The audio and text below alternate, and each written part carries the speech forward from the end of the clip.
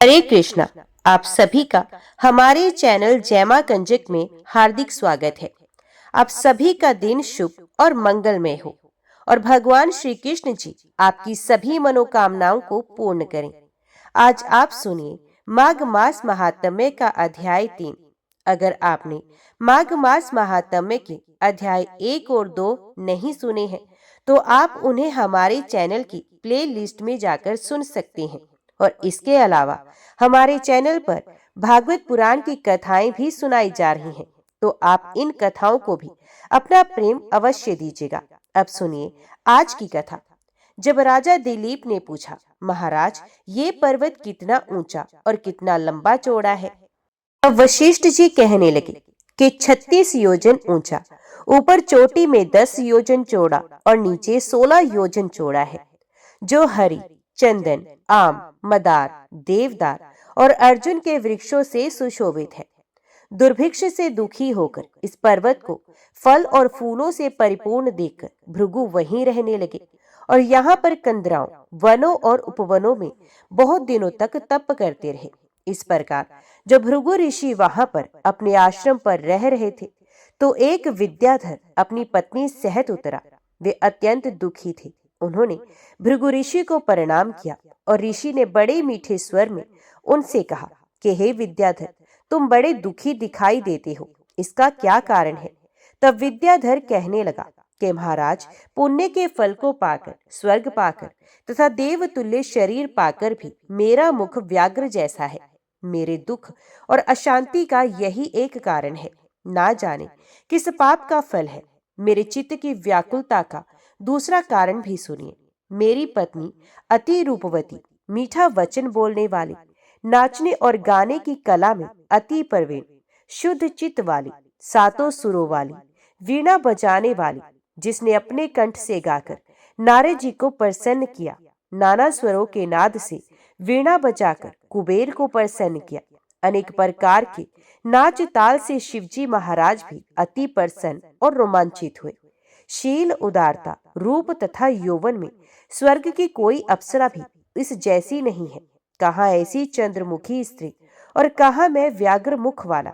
यही चिंता सदैव मेरे हृदय को जलाती है। विद्याधर के ऐसे वचन सुनकर तीनों लोगों की भूत, भविष्य और वर्तमान की बात जानने वाले तथा दिव्य दृष्टि वाले ऋषि कहने लगे कि हे विद्याधर, कर्म के विचित्र फलों को प्राप्त होकर ज्ञानी पुरुष भी मोह को प्राप्त हो जाते हैं। मक्खी के पैर जितना विष भी प्राण लेने वाला हो जाता है। छोटे छोटे पापों का फल भी अत्यंत दुखदाई हो जाता है। तुमने माघ मास की एकादशी का व्रत करके द्वादशी ना आने तक शरीर में तेल लगाया। इसी कर्म के प्रभाव से तुम व्याघ्र बने। एकादशी के दिन उपवास करके द्वादशी को तेल लगाने से राजा पूर्वा ने भी करूप शरीर पाया था। तब वह अपने करूप शरीर को देखकर दुखी होकर हिमालय पर्वत पर देव सरोवर के किनारे पर गया। प्रीति पूर्वक शुद्ध स्नान कर कुशा के आसन पर बैठकर भगवान कमल नेत्र, शंख चक्र गदा पद्म के धारण करने वाले, तांबर पहने, वनमाला धारण किए हुए विष्णु का चिंतन करते राजा पूर्वा ने 3 मास तक निराहार रहकर भगवान का चिंतन किया। इस प्रकार 7 जन्मों में प्रसन्न होने वाले भगवान राजा के 3 महीने के तप से ही अति प्रसन्न हो गए और माघ की शुक्ल पक्ष की एकादशी को प्रसन्न होकर भगवान ने अपने शंख के जल से राजा को पवित्र किया। भगवान ने उसके तेल लगाने की बात याद दिलाकर सुंदर देवताओं का सा रूप दिया, जिसको देखकर उर्वशी भी उसको चाहने लगी और राजा कृत्य कृत्य होकर अपनी पुरी को चला गया। भृगु ऋषि कहने लगे कि हे विद्याधर, इसलिए तुम क्यों दुखी होते हो? यदि तुम अपना ये राक्षसी रूप छोड़ना चाहते हो तो मेरा कहना मानकर जल्दी ही पापों को नष्ट करने वाली हेमकूट नदी में माघ में स्नान करो, जहाँ पर ऋषि सिद्ध देवता निवास करते हैं। अब मैं इसकी विधि बतलाता हूँ। तुम्हारे भाग्य में माघ मास आज से 5वें दिन में ही आने वाला है। पोष शुक्ल एकादशी से इस व्रत को आरंभ करो। भूमि पर सोना, जितेंद्रिय रहकर दिन में 3 समय स्नान करके महीना भर निराहार रहो।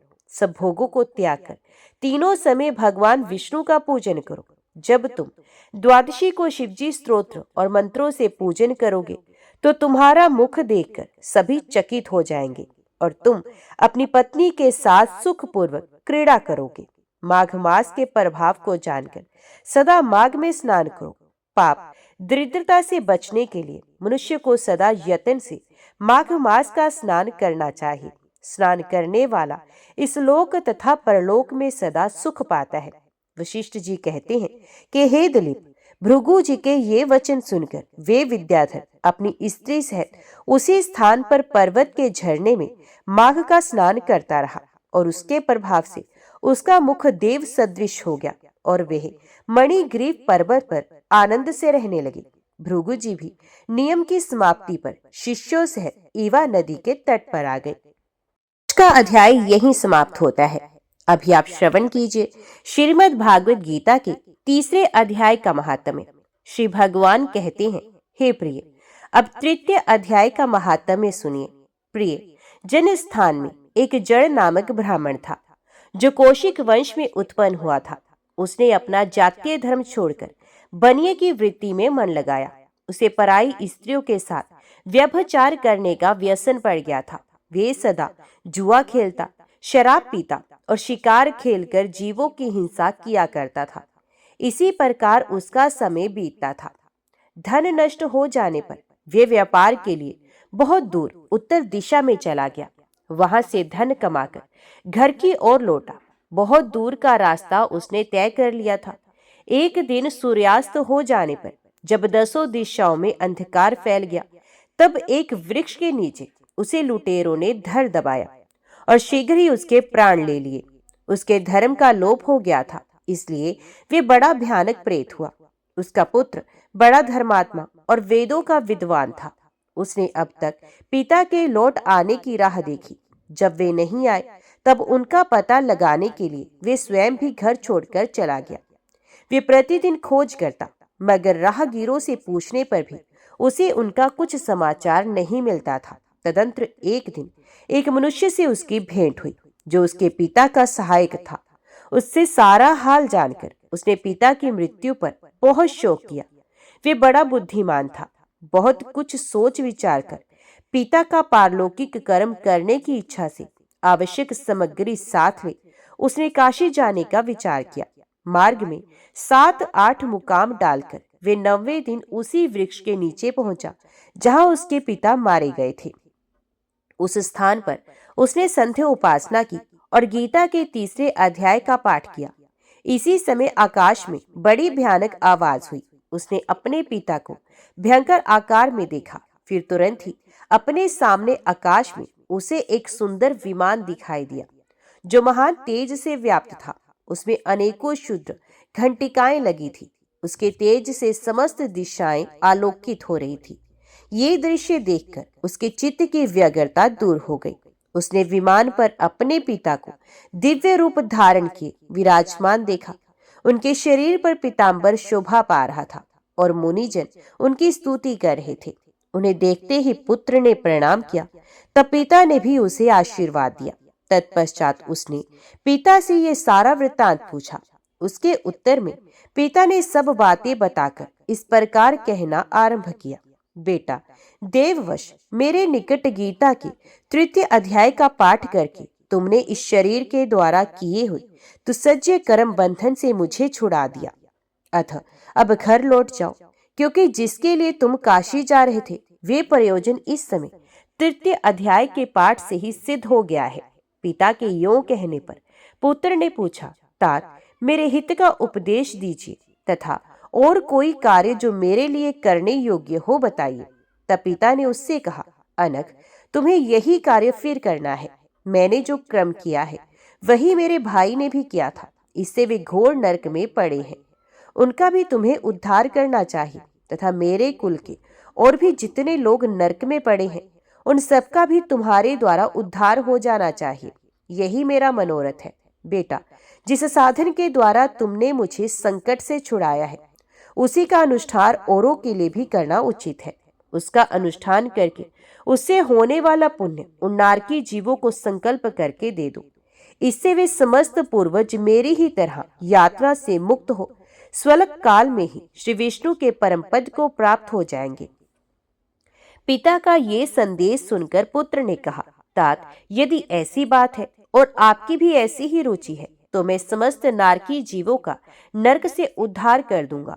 ये सुनकर उसके पिता बोले, बेटा एवं वस्तु, तुम्हारा कल्याण हो, मेरा अत्यंत प्रिय कार्य संपन्न हो गया। इस प्रकार पुत्र को आश्वासन देकर उसके पिता भगवान विष्णु के परम धाम को चले गए। तत्पश्चात वे भी लौटकर जनस्थान में आया और परम सुंदर भगवान श्री कृष्ण के मंदिर में उनके समक्ष बैठकर पिता के आदेश अनुसार गीता के 3 अध्याय का पाठ करने लगा। उसने नारकी जीवों का उद्धार करने की इच्छा से गीता पाठ जनित सारा पुण्य संकल्प करके दे दिया। इसी बीच में भगवान विष्णु के दूत यातना भोगने वाले नारकी जीवों को छुड़ाने के लिए यमराज के पास गए। यमराज ने नाना प्रकार के सत्कारों से उनका पूजन किया और कुशल पूछी, और वे बोले, धर्मराज, हम लोगों के लिए सब और आनंद ही आनंद है। इस प्रकार सत्कार करके पितृलोक के सम्राट परम बुद्धिमान यम ने विष्णु दूतों से यमलोक में आने का कारण पूछा।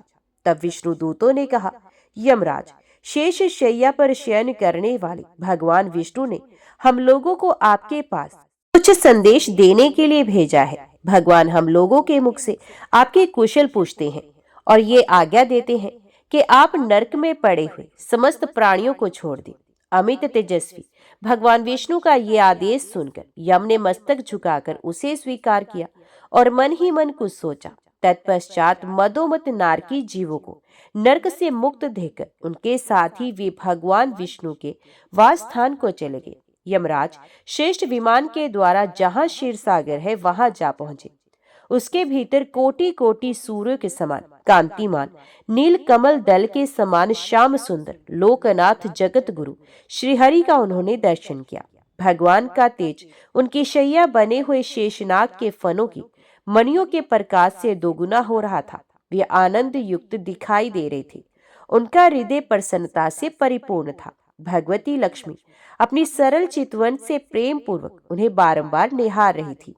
चारों ओर योगी जन भगवान की सेवा में खड़े थे।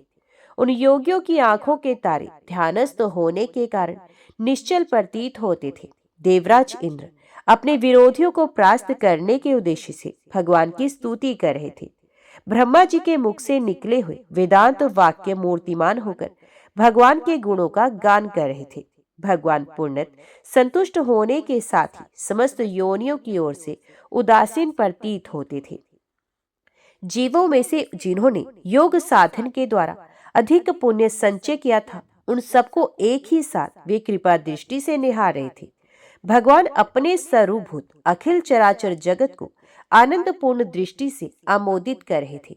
शेषनाग की प्रभा से उद्भासित एवं सर्वत्र व्यापक दिव्य विग्रह धारण किए नील कमल के सदृश श्याम वर्ण वाले श्रीहरि ऐसे जान पड़ते थे मानो चांदनी से घिरा हुआ आकाश सुशोभित हो रहा हो। इस प्रकार भगवान की झांकी करके यमराज अपनी विशाल बुद्धि के द्वारा उनकी स्तुति करने लगे।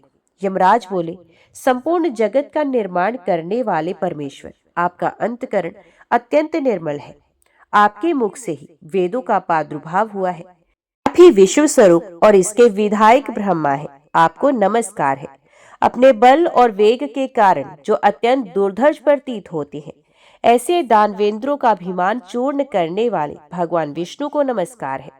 पालन के समय सत्व में शरीर धारण करने वाले विश्व के आधारभूत सर्वव्यापी श्रीहरि को नमस्कार है। समस्त देहधारियों की पातक राशि को दूर करने वाले परमात्मा को प्रणाम है। जिनके ललाटवर्ती नेत्र के तनिक सा खुलने पर भी आग की लपटें निकलने लगती हैं, उन रुद्र रूपधारी आप परमेश्वर को नमस्कार है। आप संपूर्ण विश्व के गुरु, आत्मा और महेश्वर है। अतः समस्त वैष्णव जनों को संकट से मुक्त करके उन पर अनुग्रह करते हैं। आप माया से विस्तार को प्राप्त हुए अखिल विश्व में व्याप्त होकर भी कभी माया अथवा उससे उत्पन्न होने वाले गुणों से मोहित नहीं होते। माया तथा माया जनित गुणों के बीच में स्थित होने पर भी आप पर उनमें से किसी का प्रभाव नहीं पड़ता। आपकी महिमा का अंत नहीं है, क्योंकि आप असीम हैं। फिर आप वाणी के विषय कैसे हो सकते हैं? अतः मेरा मौन रहना ही उचित है। इस प्रकार स्तुति करके यमराज ने हाथ जोड़कर कहा, जगत गुरु, आपके आदेश से इन जीवों को गुण रहित तो होने पर भी मैंने छोड़ दिया है। अब मेरे योग्य और जो कार्य हो उसे बताइए। उनके यों कहने पर भगवान मधुसूदन मेघ के समान गंभीर वाणी द्वारा मानो अमृत रस से सींचते हुए बोले, धर्मराज, तुम सबके प्रति समान भाव रखते हुए लोगों का पाप से उद्धार कर रहे हो। तुम पर देहधारियों का भार रखकर और अपने लोक को लौट जाओ। यूं कहकर भगवान अंतर ध्यान हो गए। यमराज भी अपनी पुरी को लौट आए तथा वे ब्राह्मण अपनी जाति के और समस्त नारकी जीवों का नरक से उद्धार करके स्वयं भी श्रेष्ठ विमान द्वारा श्री विष्णु धाम को चला गया। जिनकी जीभ भगवान के मंगल में गुणों एवं परम पवित्र नामों का वर्णन नहीं करती, जिनका चित्त भगवान के चरण कमलों का चिंतन नहीं करता, जिनका सर एक बार भी श्री कृष्ण चंद्र को प्रणाम करने के लिए नहीं झुका, भगवान विष्णु के पावन कर्मों से सर्वथा पृथक रहने वाले केवल उन दुष्टों को ही तुम लोग यहाँ यमपुरी में लाया करो। ये यमराज जी ने अपने दूतों को आदेश दिया है। जब भी यमदूत हाथ में पाश लेकर मृत्यु लोक के मरणासन प्राणियों को लेने चलते हैं, तभी उन्हें पास बुलाकर उनके कान में यमराज जी समझाते हैं, जो लोग भगवान की कथा को कहने सुनने में लगे रहने वाले हैं, उनके पास तुम मत जाना, उन्हें तो तुम छोड़ ही देना, क्योंकि मैं दूसरे सब प्राणियों को कर्म का दंड देने वाला स्वामी हूँ, पर भगवान के भक्तों को दंड देने की शक्ति मुझ में नहीं है। मैं उनका स्वामी नहीं हूँ। नित्य देव होने पर भी यमराज जी भगवान सूर्य नारायण के पुत्र हैं। वे देव शिल्पी विश्वकर्मा की पुत्री संज्ञा से उत्पन्न हुए हैं। उनके शरीर का रंग श्याम वर्ण का है और वे हाथ में भयंकर दंड लिए रहते हैं। उनका वाहन भैंसा है। भगवान ब्रह्मा की आज्ञा से ही प्राणियों के कर्मों के अनुसार फल का निर्णय करने जैसा कठोर कर्म उन्होंने स्वीकार किया। वैसे तो वे भगवान के अंश हैं और कारक पुरुष हैं। कल्पांत तक सैमनीपुरी में रहकर वे जीवों को उनके कर्म अनुसार फल का विधान करते हैं। पुण्य आत्मा जीवों को यमराज जी धर्मराज के रूप में बड़े सौम्य दिखते हैं। पुण्यात्मा जीव शरीर छोड़ने पर धर्मराज के सौम्य, सुंदर, शीलवान दूतों द्वारा बड़े सुख एवं आदर पूर्वक सैमनी पहुंचाया जाता है और धर्मराज उसको उसके पुण्य के अनुसार उच्च लोकों में भेजते हैं। किंतु पापियों को उग्र रूप में दर्शन देना, उन्हें नरकों में डालना आदि भयंकर कर्म भी वे दया से ही करते हैं। यमराज प्रधान भगवत आचार्यों में है, अतएव उनके द्वारा निष्ठुरता तो संभव ही नहीं। वे तो दंड इसलिए देते हैं जिससे प्राणी पापों से छूटकर पवित्र हो जाए, वे शुद्ध होकर फिर पृथ्वी पर जाने योग्य हो और उसे भगवान को पाने का अवसर प्राप्त हो सके। जैसे अशुद्ध सोने को अग्नि में तपाते हैं शुद्ध करने के लिए, वैसे ही यमराज जी के द्वारा नरक की विविध यातनाएं जीव के पाप कर्मों के मल को दूर करने के लिए ही दी जाती हैं। यमराज जी ने अपने दूतों को भक्ति तत्व का उपदेश करते हुए कहा है, जीव के समस्त पापों को दूर करने के लिए इतना ही साधन पर्याप्त है कि वे भगवान के दिव्य गुण, मंगलमय चित्र एवं परम पावन नामों का कीर्तन करें।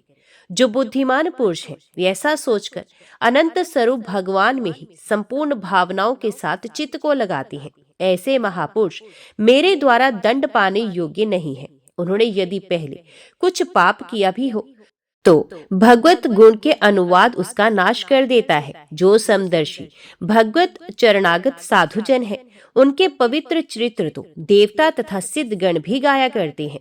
मेरे दूतों, भगवान की गदा सदा उनकी रक्षा किया करती है। तुम लोग उनके पास मत जाना। मेरा कोई सेवक या स्वयं मैं भी उन्हें दंड देने में समर्थ नहीं।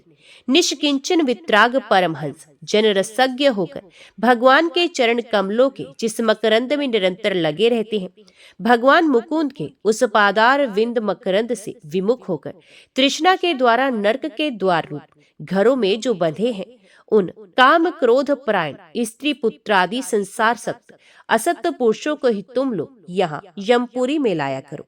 ओम नमो भगवते वासुदेवाय नमः। अभी सुनिए श्री कृष्ण चालीसा पाठ। वंशी शोभित कर मधुर, नील जलद तन श्याम, अरुण अधर जनु बिंबा फल, पीतांबर शुभ साज, जय मन मोहन मदन छवि, कृष्ण चंद्र महाराज, करहु कृपा है रवि तन्य, राखो जन की लाज। जय यदुनंदन जय जगवंदन, जय वसुदेव देव की नंदन, जय यशोदा सुत नंद दुलारे, जय प्रभु भक्तन के मृग तारे। जय नट नागर नाग नथैया, कृष्ण कन्हैया धेनु चरैया। पुन नख पर प्रभु गिरवर धारो, आओ दीनन कष्ट निवारो। वंशी मधुर अधर धरि तेरी, होवे पूर्ण मनोरथ मेरो। आओ हरि पुन माखन चाखो, आज लाज भारत की राखो। गोल कपोल चिबुक अरुणारे, मृदु मुस्कान मोहिनी डारे। रंजित राजीव नयन विशाला, मोर मुकुट वैजंती माला। कुंडल श्रवण पीत पट आशे, कटि किंकणि काशन काशे। नील जलज सुंदर तनु सोहे, शवि लखी सुर नर मुनि मन मोहे। मस्तक तिलक अलक घुंघराले, आओ कृष्ण बांसुरी वाले। करि पय पान पुत नहीं तार्यो, अका बका कागा सुर मार्यो। मधुवन जलत अगनि जब ज्वाला, भय शीतल लख तहि नंद लाला। सुरपति जब व्रज चढ़्यो रिसाई, मसूर धार वार वर्षाय। लगत लगत ब्रज चहन बहायो, गोवर्धन नखधार बचायो। लख यशुदा मन भ्रम अधिकाय, मुख मह 14 भुवन दिखाय। दुष्ट कंस अति अधम मचायो, कोट कमल जब फूल मंगायो। नाथ कालियाहि जब तुम्हें लीन्हे, चरण चिन्ह हृदय निर्भय कीन्हे। कर गोपिन संग रास विलासा, सबकी पूर्ण करनी अभिलाषा। केतिक महा असुर संघार्यो, कंस ही केस पकड़ के मार्यो। मात पिता की बंदी छुड़ाई, उग्रसेन कहीं राज दिलाई। मह से मृतक छयो सुत लायो, मातु देव की शोक मिटायो। भोमा सुरसुर दैत्य संहारी, लाए शट दश सहस कुमारी। दै भेनी तृणचीत सहारा, जरा सिंधु राक्षस कहीं मारा। असुर बकासुर आदिक मार्यो, भक्तन के तब कष्ट निवार्यो। दीन सुदामा के दुख टार्यो, तंदुल 3 मूठ मुख डार्यो।